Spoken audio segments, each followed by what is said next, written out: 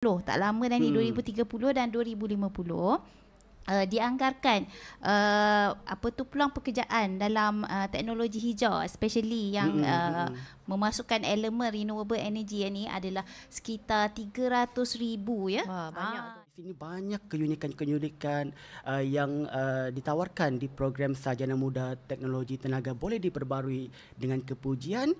Salah satunya adalah peluang kerja yang luas dalam bidang teknologi, tenaga dan juga kelestarian. Ya, betul. Mungkin saya tambah sikit lah. Saya baru terbaca sebelum ni ya.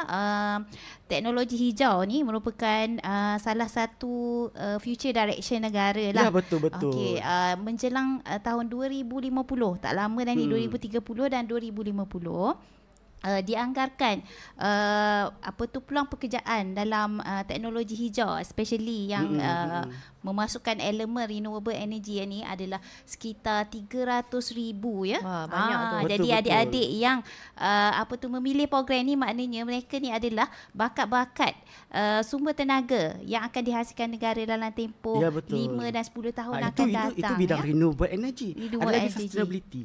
Sustainability Pun ada ya, sekarang betul. di setiap company. Ya. Dia dah ada satu jabatan yang khas untuk sustainability. Ya. Mana-mana company lah di Malaysia ni. So Tambah kiranya pula semua orang bercerita pasal sustainable ya, development dia memang goals, satu kan? bidang yang penting lah sekarang ni. Okey. Sustainability.